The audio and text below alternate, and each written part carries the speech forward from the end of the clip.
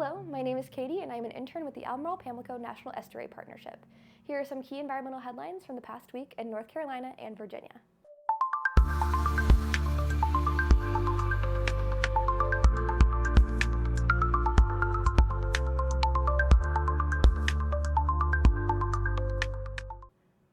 The Longleaf Pinecone Prospects for 2025 report predicts poor cone crop for longleaf pines across the southeast this year. If this proves accurate, it will be the third consecutive year with a seed shortage.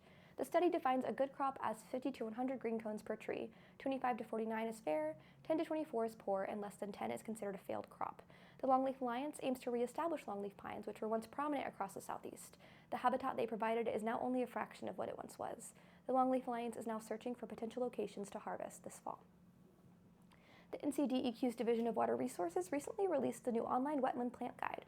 This tool allows users to search pages with live filters, view species profile pages, access a searchable comparisons page, as well as illustrated plant terms.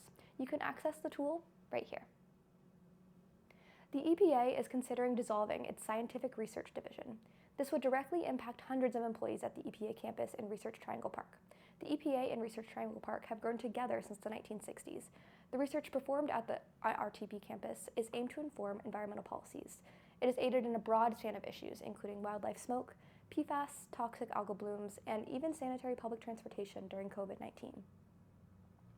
NCDEQ has announced that the statewide recreational flounder season will last from September 1st to the 14th this year. This will be open for recreational hook and line as well as gig fisheries. A limit of 1 fish per day per person will be imposed, as well as a 15-inch total length minimum size limit.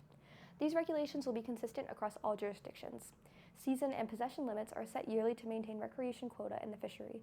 The current quota is 212,941 pounds. Amendment 4 to the North Carolina Southern Flounder Fishery Plan will be discussed at the North Carolina Marine Fisheries Commission meeting from August 20th through the 22nd. If it is approved, then a 50-50 quota allocation between commercial and recreational fisheries would be allowed, with each receiving 266,176 pounds. Following Tropical Depression Chantal, Durham and Hillsborough's damaged wastewater systems flooded the Eno River with 6.8 million gallons of sewage. People should exercise caution when near floodwaters and should never swim in them, as they may contain sewage and other unknown hazards. Despite the high volume of sewage entering the river, local officials do not believe it will pollute the river, as it was diluted by several billion gallons of rainwater. The sewage system may still harm the ecosystem, however, by raising nitrogen and phosphorus levels in the water that can cause algal blooms. The North Carolina Collaboratory has released an initial summary report from its legislatively mandated study on 13 fish species throughout the state's fisheries management system. The Collaboratory was commissioned by the North Carolina General Assembly in 2021 to evaluate the health of North Carolina's fisheries and make recommendations for better management in line with the 1997 Fisheries Reform Act, which requires fishery management plans to ensure the long-term sustainability and livelihood of fisheries. Dr. Joel Fodry of UNC Chapel Hill led the effort, involving researchers from North Carolina State University, East Carolina University, and UNC Wilmington, and presented the team's findings to the General Assembly in late June. According to the study's findings, North Carolina has successfully implemented measures that promote better outcomes for fisheries and species that call them home, even surpassing other states in progress.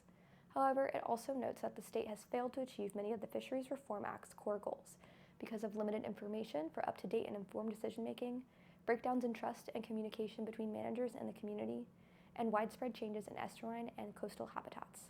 The study recommends changing the fisheries management structure to amend these obstacles by hiring more staff at the Division of Marine Fisheries, forming an independent science and statistical committee within the division to improve fishery management outcomes, and devising approaches for enhancing the division's outreach to bolster community participation, trust, and management transparency. The team also recommends adopting an ecosystem-based management approach to evaluate fishery health as a whole and stopping or reversing patterns of habitat loss and degradation, along with requiring improved monitoring of habitat extent and water quality. Fodry says that this will require widespread buy-in by the state for updated management of North Carolina's coastal ecosystem.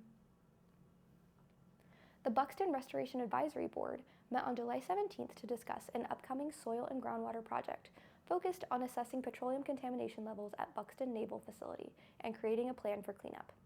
The project timeline was previously delayed to ensure enough equipment was available to collect ample soil samples. This, along with other planning processes, have been slowed by bureaucratic contracting restrictions the U.S. Army Corps of Engineers has had to navigate. After reviewing public feedback on the project plan, the team is planning to begin fieldwork later this fall in September or October. An investigation into potential lead contamination in the area was also discussed at the meeting, after shell casings, remnants of a berm, and wooden posts were found near a pond at a former small arms firing range.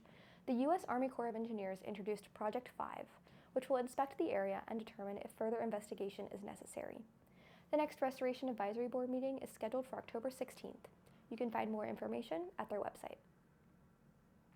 A new kayak launch opened on July 9th at Riverwalk Park in Franklin, Virginia, giving the community recreational access to the Blackwater River. Riverwalk Park is a new park along the Blackwater River that spans 6 acres. It currently offers parkgoers a walking trail, benches, and the new kayak launch. Franklin Parks and Recreation plans to expand the park's offerings by building a family picnic pavilion later this fall. They will oversee a grand opening of the park once this is built, creating a new, family-friendly community space for Franklin's residents. Dominion Energy and emergency management crews for Virginia Beach are working together to prepare for hurricane season.